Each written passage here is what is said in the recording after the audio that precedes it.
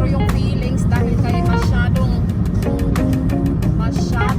malamig at mahangin, so nasa mga -15 ang feelings mga auntie kung ma-feel mo sa labas.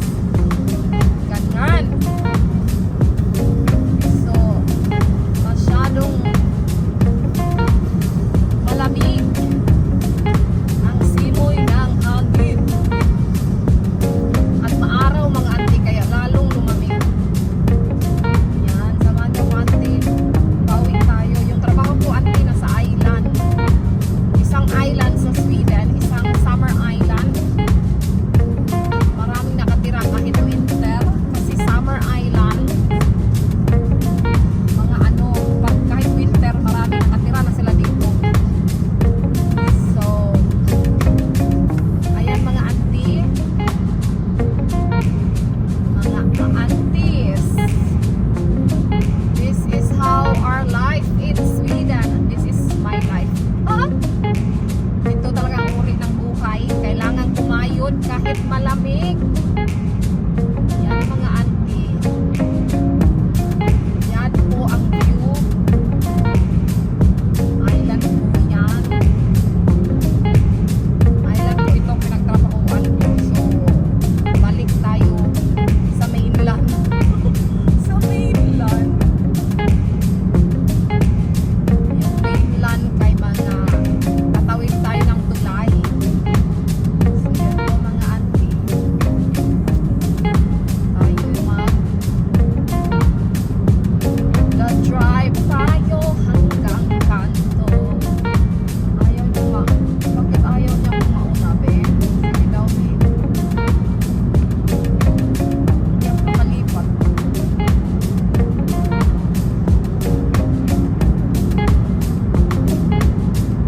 Ayan mga auntie, tayo'y mag-uwi na. Babae yung driver nun Yan mga auntie, nilagyan nila ng asin yung daan para matunaw yung mga snow. Kaya yan, kita nyo yung mga snow sa gilid, madumi na sila, maputik na maputik. At saka ano, wala nang snow sa dito lang. Pero yung ibang kalsada, kita nyo yung ibon, yung ilipad, nagpa-anod-anod siya sa hangin. Tsaka yung snow, yung sun dito mga auntie, kay ano, masyadong mababa. Pag winter time, masyadong mababa yung sun. Pero bihira kami makakita ng mga sun dito mga auntie. Kasi mostly, maulap lang palagi. Today, lucky kami kasi may maraming sun kami. All day kami magkikita-kita ng sun. Pero pumasok ako kanina sa trabaho, alas 8. Madilim pa. At least, nakaka-happy naman ang feelings na makakita ko ng sun pag-out. Kahapon kasi yung duty ko, 13 hours. Nag-in ako ng 8 o'clock. Nag-out ako ng 9 p.m. So, madilim na kasi winter time dito mga auntie. Madaling magdilim. Mga 3:40 pa lang. Tapos 4, madilim na. Short lang yung daytime. So, today, nag-end yung work ko ng 2:30. So, nakaka-happy naman na nakakita ka ng sun. Kahit pa paano. Alam din, nag-overtake siya sa akin kasi 90 talaga yung takbo dito ng Hawaii. Bakit? Kasi mahangin. Drive safe tayo mga auntie. Hindi tayo magpamarurog kasi isang beses lang magkamali. Wala nang ulit. Wala nang rewind. Mga ka-aunties, ito na po yung tulay na binabaybay ko tuwing papasok at uwi ng trabaho. Yan. Minsan dito mga auntie, kay pag may mga aberya sa daan, ako, matagalan. Ito nga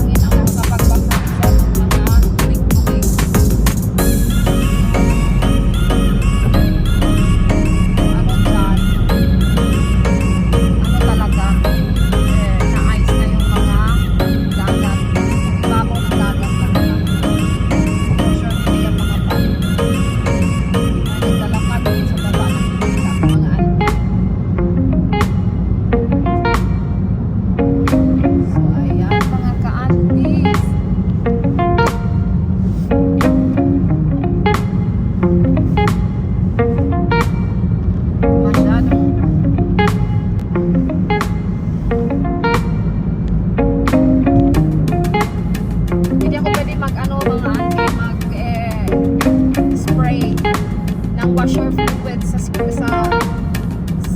windshield. Kasi mga auntie, minus sa labas. Yung ganun kanipis na tubig, matuloy siyang mag-frozen. So pag mag-frozen siya sa windshield ko, auntie, hindi na tayo makakakita sa daan. Masyadong delikado. Kaya tiisin natin yung windshield na madumi at malabong-labong. Kaysa pinapti ako ng spray-spray dyan, tapos pag-frozen yan. So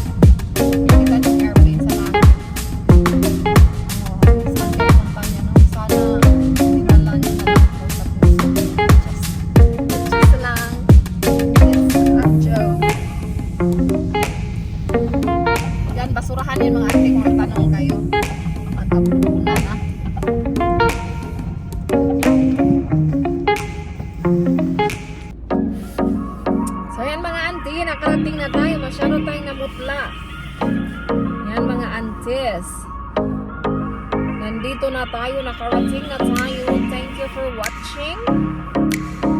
Haggard yung auntie nyo kasi maagang umalis. Wala pang kain ngayon. 3 days of duty. 13 days yesterday.